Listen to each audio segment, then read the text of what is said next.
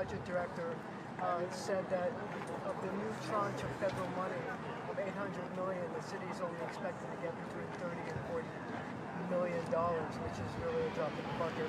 And last week he said that he thought that there was going to be at least another $1 billion in expenses because of the increase in migrants coming in.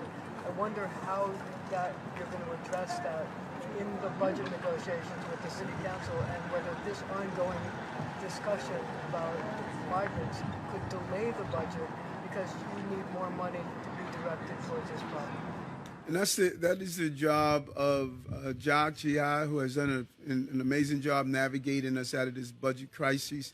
And I'm still hearing city council members every day calling for more spending, spend more millions here, more millions here. I'm just not quite understanding, do folks understand the basic level of accounting? You spend what you take in. And we have to balance a budget that dropped us with a $4.3 billion price tag out of nowhere.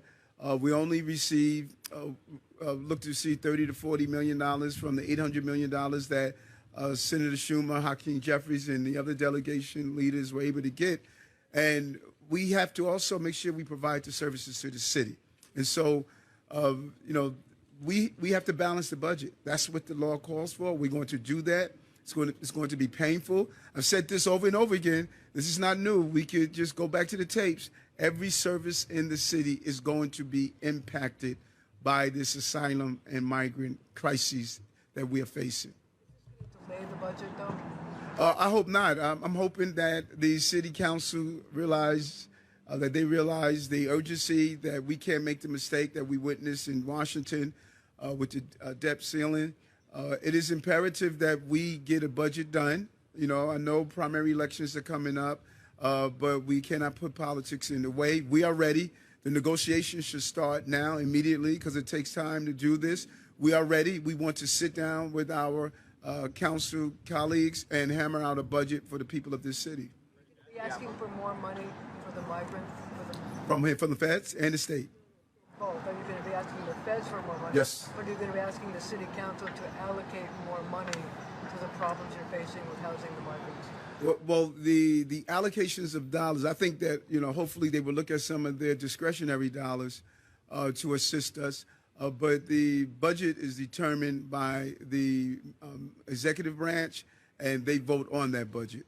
We're going to show them the money that we believe we need to allocate to deal with this problem.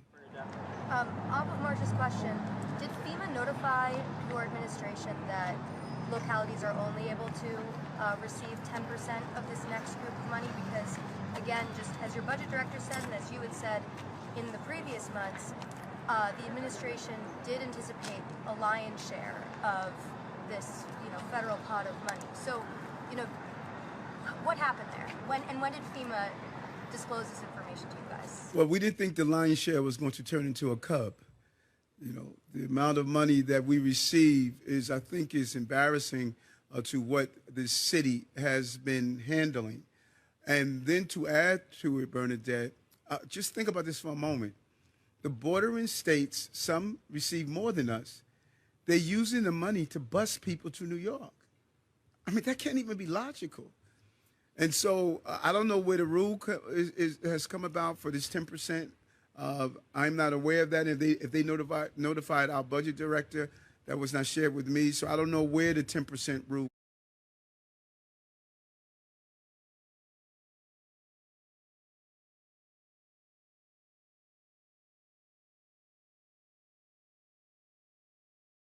comes from, but we need to re-examine how the money is used, which is very important, and we should have it proportionate to the number of migrants. Subcommittee for giving me the opportunity to speak with you today about what transpired with Mayor Eric Adams and his efforts to house migrants in a local hotel in Orangetown, New York. I'm here today as the town supervisor of Orangetown, a suburban community approximately 30 miles north of New York City, to give you some insight into what is happening around the country as a result of the migration crisis at the southern border. It is important to note at the onset that what is happening in Orangetown is not unique. It is playing out throughout communities all over our country as major cities are reaching capacity for migrant housing and they are sending them to other communities without any regard for whether they have the resources or capabilities to handle them. Orangetown's story began on Friday, May 5th, when New York City Mayor Adams called to tell me about a pilot program he was implementing as part of his decompression strategy. The plan, he explained, was to relocate migrants from New York City and to house them in hotels all across New York State. His call was to let me know that a hotel in Orangetown had been identified as a possible location. Mayor Adams downplayed the plan, telling me there was a chance that no one would be housed in Orangetown, and he implied it would be happening in weeks. When pressed for specifics, he told me that a member of his team would get back to me. I received a call from a member of the mayor's staff, and that's when I learned that the plan was to house single adult males in a local hotel and that the buses would be arriving imminently.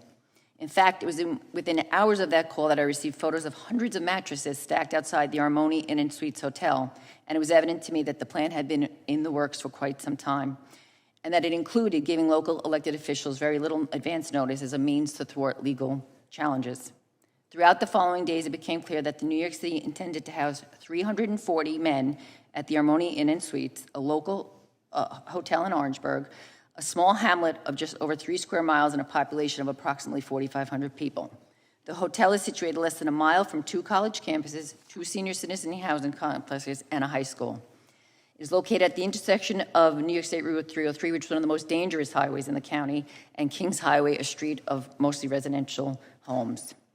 Mayor Adams' plan was simple: to convert the hotel in Orangetown into a housing facility for long-term residents, or in other words, to open a New York City homeless shelter in Orangetown, which is a clear violation of our local zoning standards.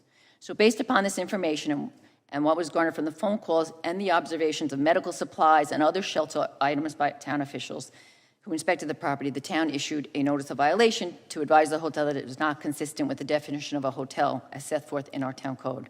Despite the issuance of the notice of violation, on Tuesday, May 9th, New York City scheduled a debriefing call with elected officials to tell us that they would be sending buses the next day. They also described conditions consistent with the shelter, in that there would be on-site staff available 24 hours a day, 7 days a week, including 1 social worker and 1 caseworker per migrant for 30 migrants, and that New York City would cover the cost of 3 meals, laundry, service, and housekeeping for up to 4 months. They also introduced us to the staff from DocGo, a company that New York City had contracted with, which specializes in providing medical-related services to shelters. In light of this, the town filed legal papers in Rockland County Supreme Court and retained a restraining order against the hotel on Tuesday, May 9th, effectively preventing the use of the hotel as a shelter and the arrival of any migrants from New York City the next day. To be very clear, for our purposes, the immigration status of the individuals is irrelevant to the town's decision to seek legal recourse. The town sought legal action to ensure the integrity of local zoning regulations and the protection of those who would be housed in the hotel on a long-term basis as a shelter, as well as the community at large. I also want to outright reject any charges made that it is an act of anti-immigration. Rockland County is home to a vibrant immigrant population, and in fact, I'm married to one. But over the last 2 years, there's been a steady increase of migrants finding their way to Rockland County and settling in with the support of family, friends, and local community groups. This has already started to put a strain on Rockland County and Rockland County Department of Social Services. So much so that just over 2 months ago, Congressman Mike Lawler and County Executive Ed Day held a press conference and, standing with nonprofits, explained the financial impacts on Rockland County. The problem with Mr. Adams' plan is that he does not have one. That became evident when, during the debriefing call, a member of staff was asked about what would happen with the migrants at the end of the 4 months. The response was that they expected them to integrate into the community by that time. But Orangetown, like the rest of New York State, is in a housing crisis, affordability crisis. So the question is, how are these men without English skills, without family support, going to integrate into our community? So I will tell you what will happen. They will end up renting from unscrupulous landlords. And we know what's happening because just this past March, there was a tragic house fire in Rockland that killed 5 undocumented immigrants, including 2 children, with 5 others being hospitalized. Orange and Rockland County just do not have the resources or staffing levels to investigate and remedy. We're going to speak about this budget deal. And if you believe that the #1 job of the federal government is to defend this nation, then we have made a serious mistake in this bill.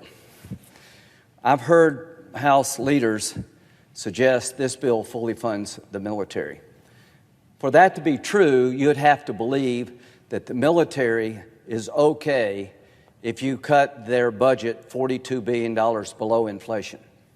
The party of Ronald Reagan would never allow inflation to reduce defense capabilities. This bill, the top line number, locks in less ships for the Navy at a time China is going to expand dramatically. In 24 and 25, we're going to cap spending at a level that we cannot expand the Navy. And in the same period of time, China is going to go from 310 ships over a 10-year period to 440. Less money for the Marines, less money for the Army, less ships for the Navy.